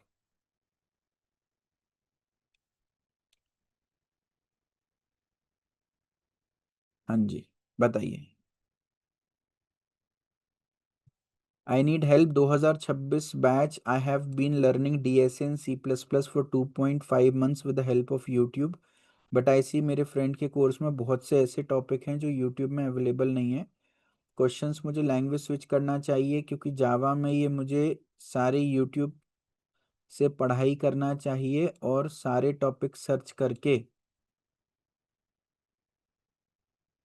यार यूट्यूब से पढ़ाई करना तो मेरे को, आप मेरे को एक चीज़ बताओ, बहुत फ्रैंकली आपसे पूछता हूँ राहुल, अगर कोई यूट्यूबर ये बोल रहा है कि मैं यूट्यूब पे जो पढ़ा रहा हूँ वो सफिशिएंट है, अगर ये बोल रहा है तभी आप उसकी वीडियो देखोगे, तभी उसको वॉच टाइम मिलेगा, तभी उसकी वीडियो जो है वो आगे सर्कुलेट होगी, है ना। लेकिन साथ में उसका कोई पेड कोर्स भी है, तो भाई जब तूने यूट्यूब पे सारा कुछ पढ़ा दिया तो फिर पेड कोर्स की जरूरत क्यों है, और फिर तेरा पेड कोर्स कोई खरीदेगा ही क्यों? बात को समझो, है ना। तो जब भी आप किसी भी यूट्यूबर को फॉलो करो, नीचे डिस्क्रिप्शन में देख लेना उसकी कोई वेबसाइट या पेड कोर्स है क्या सेम चीज के लिए। अगर है तो मैं तुम्हें गारंटी दे सकता हूँ यूट्यूब पे उसने कंप्लीट नहीं पढ़ा है। तो लैंग्वेज मत स्विच करो तुम, DSA एंड C++ का नेट पे कोई कोर्स देख लो, हमारा DSA का कोर्स कंप्लीट कर लो। सर अटेंडेंस कहाँ से लगाएं? अभी चुनाव होंगे बिहार में कुछ दिनों बाद, तो उधर इलेक्शन बोर्ड में जाना और वहां पे कमल का या पंजे का वोट दबाना, तो यहाँ अपने आप अटेंडेंस लग जाएगी। खुशबू अटेंडेंस दी तो थी, फॉर्म चैट बॉक्स पढ़ते हो? अगली बार से ना, अगले अनुशासन के बैच से ना आई टेस्ट जरूर सब बच्चों का कराया करेंगे, मतलब बहुत जरूरी है, मतलब आंखें बहुत लोगों की खराब है। शेड्यूल फिर से बता दीजिए, वीडियो क्लिप हो गया था, रिकॉर्डिंग में नहीं होगा क्लिप, जब रिकॉर्डिंग में कन्वर्ट हो जाए तो एक बार देख लेना। और क्यों जानना है तुम्हें schedule? Daily class, daily WhatsApp पे डाल तो रहे हैं कि आज क्लास है कि नहीं है, खत्म करो ना बात। TCS वालों के लिए होमवर्क क्या है? आप TCS सुपरसेट कोर्स के अंदर आपको TCS का क्रैश कोर्स दिख रहा होगा, उसको कंप्लीट कर लें। सर जावा के अपलोडेड वीडियोस ओल्ड हैं क्या? अच्छा, मुझे ये ओल्ड और न्यू का एक चीज समझ में नहीं आती। फॉर एग्जाम्पल मैंने 2021 में और 22 में 2 साल मैंने 1 रुपए नहीं कमाए, उल्टा जेब से पैसे दिए और मैंने अपनी सारे रिकॉर्डेड कोर्सेज शूट कर लिए, है ना। अब मेरे को बताओ, मैंने 2021 में ना speed is equals to distance upon time पढ़ाया हुआ था, फॉर्मूला स्पीड का, क्या वो बदल गया? वो सेम, अब मैं 2025 में फिर से वही की वही रिकॉर्डिंग शूट करके डालूं, ये तो बेवकूफी है ना। और ये इंडिया में कोई आपको नहीं दे रहा। बाकी लाइव क्लास में हम कुछ भी अपडेट्स करते रहते हैं, है ना। अभी बहुत सारे प्रैक्टिस क्वेश्चन शूट हो रहे हैं, मेरी टीम शूट कर रही है। तो वो जैसे ही मैं अपलोड करूंगा आपको इन्फॉर्म करूंगा। उसमें कुछ लेटेस्ट क्वेश्चंस, अपडेटेड क्वेश्चंस देखने को मिलेंगे। सर अगर गीक्स फॉर गीक्स के इजी और मीडियम हो जाते हैं तो आपके कॉम्पिटिटिव कोडिंग वाला कोर्स करूं या Geeks for Geeks he continue रखूं? अरे भाई मेरे कोर्स से क्या तकलीफ है तुम लोगों को यार? अगर परचेस किया है तो कंप्लीट तो करना ही पड़ेगा ना यार।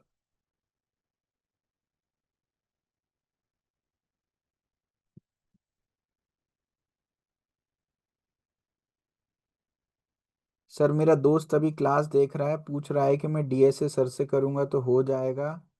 वो बैच नवंबर में लेना चाहता है, अभी देख रहा है आपको। हेलो। डीएसए सर से करूंगा तो हो जाएगा? नहीं, डीएसए दिमाग से करोगे बेटा तो हो जाएगा। सर आपको सिर्फ पढ़ा सकते हैं, आपको पढ़ा सकते हैं, आपको सिखा सकते हैं, है ना। ऑब्वियसली आपको कॉन्सेप्ट क्लैरिटी मिलेगी, सब कुछ समझ में आएगा, सपोर्ट मिलेगा, डाउट्स क्लियर होंगे। बट पढ़ना तुम्हें पड़ेगा। सर कोई डीएसए नाम का चूरन नहीं देंगे कि उसको खाओ और डीएसए तुम्हारी मजबूत हो जाए, है ना। भैया मैंने एक स्टार्टअप कंपनी एम्स इन्फोसॉफ्ट में इंटरव्यू दिया था और उसका इंटरव्यू भी क्लियर था। उसके बाद आया कोडिंग राउंड, बट वहां पर मैंने एक क्वेश्चन सॉल्व किया और एक हाफ सॉल्व किया। तो भैया उन्होंने बोला था कि हम रिप्लाई करते हैं, बट अभी तक कोई रिप्लाई नहीं है। तो मैं क्या करूं पंकज, इसमें आप बताओ। लड़ जाऊं या अनशन पे बैठ जाऊं कि जब तक पंकज को मेल बैक नहीं आता मैं खाना, यार आप मेरे को ये बताओ पंकज, चलो मैं स्टूडेंट हूँ, आप टीचर हो, आप मेरी जगह बैठे हो, आप क्या आंसर दोगे इस क्वेरी पर? भाई अगर सामने वाला रिप्लाई नहीं कर रहा है तो तुम रिप्लाई करके उससे पूछ लो, एक बार अप्रोच कर लो क्या प्रॉब्लम हो गई है।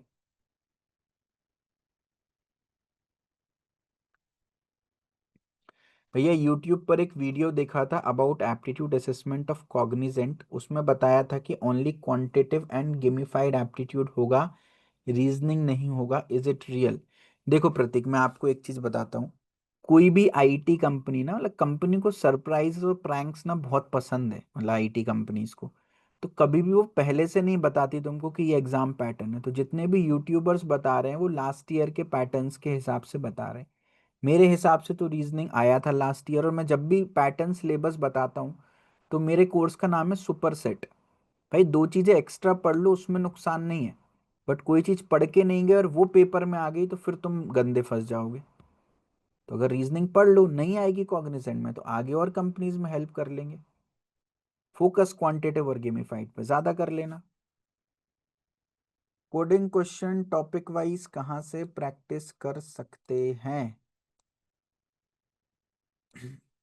गीक्स गीक्स फॉर गीक्स पे मिल जाएंगे अनामिका, आपको सारे कोडिंग क्वेश्चंस दिखा देता हूँ कैसे लेना है।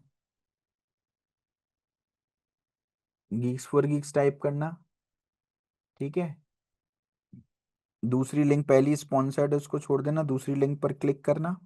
Practice, practice coding problems.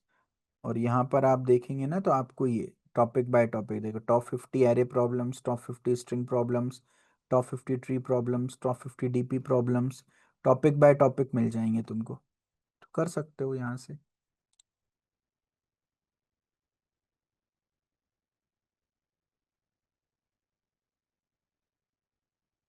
हाँ सनी, आपको टोटली कैपजेमिनाई सुपर सेट पे शिफ्ट हो जाना चाहिए। एक्स ग्रेटर देन जेड में एक्स भी 5 है, जेड भी 5 है, तो ये कंडीशन फॉल्स हो जाएगी। फॉल्स भी हो जाएगी तो जेड प्रिंट हो जाएगा, तो जेड में भी 5 है तो 5 प्रिंट हो जाएगा। भैया जेडीएस इन जावा का फ्री है, जेडीएस क्या होता है भाई? Tomorrow I have test Lam Research company, sir can you tell me bit about which cannot be overloaded in C++?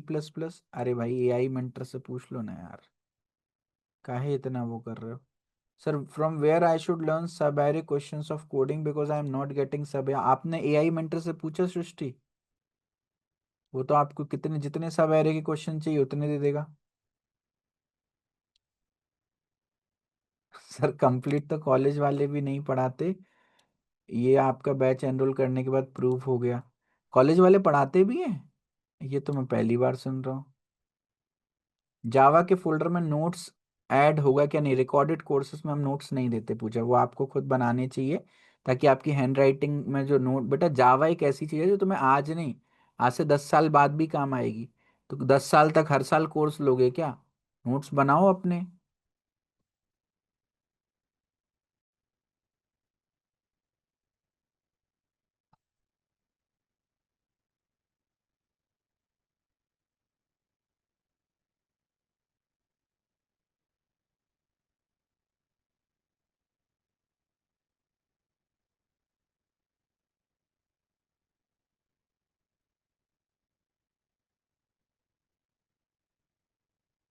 भाई ऐसे ऑपरेटर वाले क्वेश्चन और सॉल्व करने होंगे, अभी मैं कराऊंगा प्रेसिडेंस एंड एसोसिएटिविटी, जब कराऊंगा ना तो उसमें बहुत सारे क्वेश्चंस कराऊंगा।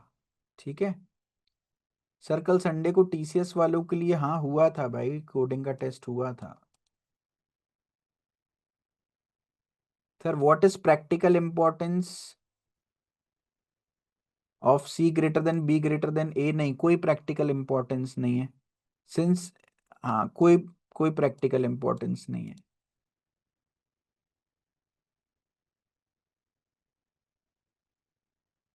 वेब डेवलपमेंट से प्रोजेक्ट बनाने के लिए पढ़ना चाहिए, जरूरी है क्या वेब डेवलपमेंट? भाई प्रोजेक्ट आप कब बनाते हो? जब कोई चीज सीख जाते हो तभी तो उसको इम्प्लीमेंट करते हो ना प्रोजेक्ट। तुम्हें क्या लग रहा है कि ऊपर ऊपर से वेब डेवलपमेंट सीख के प्रोजेक्ट बनाया जा सकता है? पॉसिबल ही नहीं है। तो वो तो एनीवेज तुम्हें सीखना पड़ेगा अगर तुम्हें प्रोजेक्ट बनाना है तो। बाकी वेब डेवलपमेंट जरूरी है क्या? अब ये तो डिपेंड करता है कि तुम्हारी किस्मत में कौन सी कंपनी का कौन सा डोमेन कौन सा रोल है। इंपॉर्टेंट तो सब कुछ है और कहने को कुछ भी नहीं है। बाकी हाँ, वेब डेवलपर्स की डिमांड हमेशा रहती है, क्योंकि हर आईटी कंपनी की अपनी वेबसाइट है, वो तो मैनेज करना ही है ना।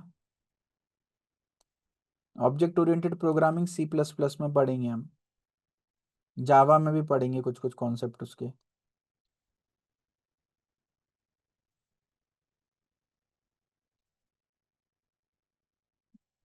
साइकत आप एक लाइव क्लास ऐड ऑन करके ग्रुप में एडेड हो गए, उसमें लिंक आता है।